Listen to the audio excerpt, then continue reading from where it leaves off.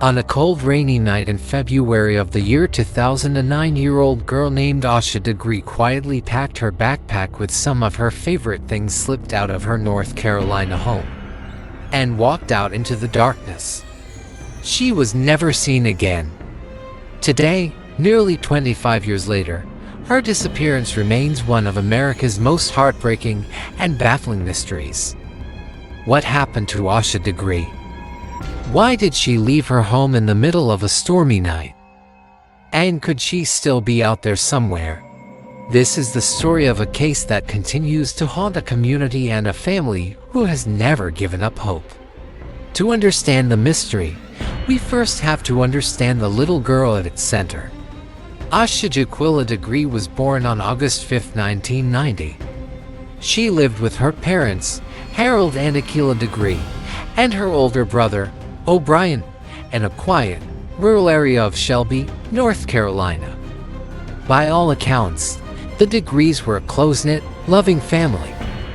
Harold and Akila worked long hours to provide for their children, but family time was sacred. They were deeply involved in their church and instilled strong values in their kids. Asha's parents were also very protective. They didn't have a computer in the house, and the children's lives were carefully structured around school, church, and family activities. Asha herself was described as a shy, cautious, and intelligent child. She was a dedicated 4th grader at Falston Elementary School, known for her good grades and perfect attendance. She was a bit of a perfectionist, taking her schoolwork very seriously. But she wasn't all work and no play. Asha was a talented basketball player on her school team, a point guard who loved the game. She was a responsible girl, a rule follower, not the type to cause trouble or act out. Nothing about Asha's personality or her stable, loving home life suggested she was unhappy or would ever consider running away. And that's exactly what makes the events of that night so chilling and incomprehensible. The weekend Asha disappeared began like any other. On Saturday, February 12th, she played in her basketball game. Her team lost, and Asha was reportedly a little upset about it, even fouling out of the game. Her parents comforted her, telling her it was just a game, and she seemed to cheer up. Later that night, the power went out in their neighborhood due to a car accident nearby. The lights came back on around 12:30 a.m. on Sunday, February 13th. At around 2:30 a.m., Asha's father, Harold, went to check on his children before going to bed. He saw both Asha and her brother O'Brien sleeping peacefully in the room they shared. An hour later, around 3:30 to 4 o'clock a.m., O'Brien later told investigators he heard Asha's bed squeak. But he assumed she was just shifting in her sleep and thought nothing of it. It was the last time anyone in the family would know her to be in the house. Just a few hours later, at 5:45 a.m., Akila got up to prepare a bath for the children before they had to get ready for church. When she went to wake them, she found Asha's bed empty. A frantic search of the house revealed nothing. Asha was gone. Panic set in. Akila immediately called her own mother, who lived nearby, to see if Asha had walked over there. But she hadn't. At 6:30 a.m., Akila Degree made the terrifying phone call to 911 to report her 9-year-old daughter missing. The police arrived quickly, and the full weight of the situation began to sink in.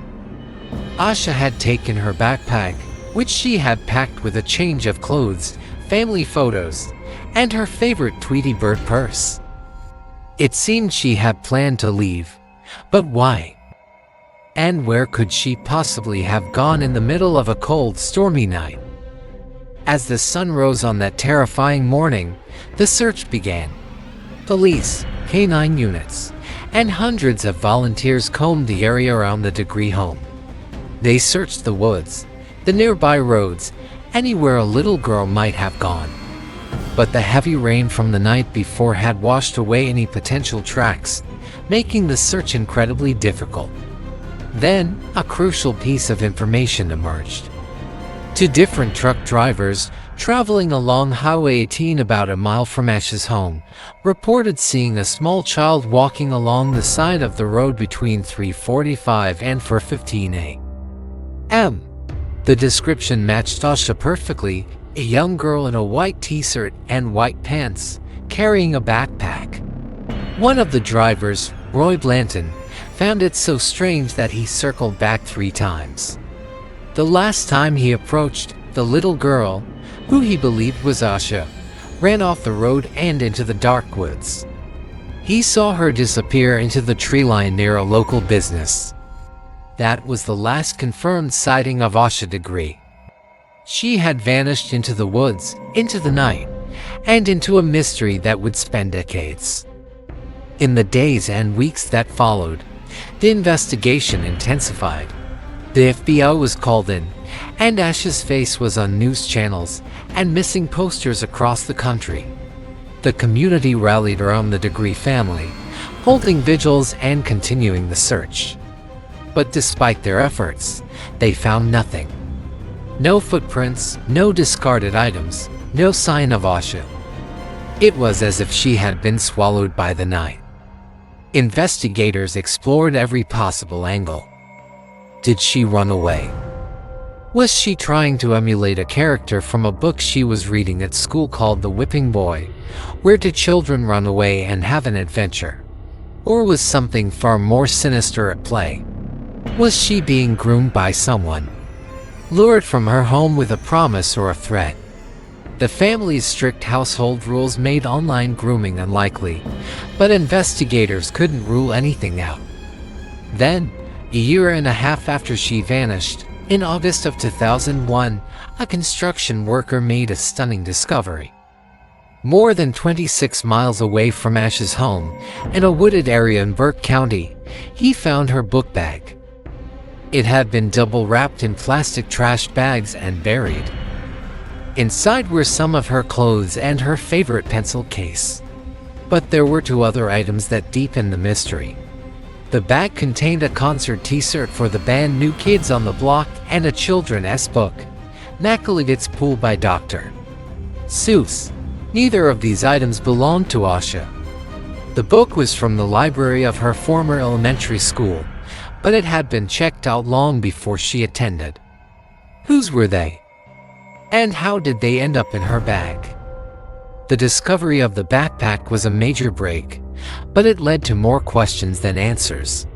It confirmed that Asha had likely not been alone and that someone else was involved in her disappearance, someone who had gone to great lengths to hide her belongings. Over the years, the case has seen a number of theories and potential leads, each one leading to another dead end. One theory suggests Asha decided to run away, perhaps upset about the basketball game or inspired by the book she was reading, and then met with foul play on the dark highway.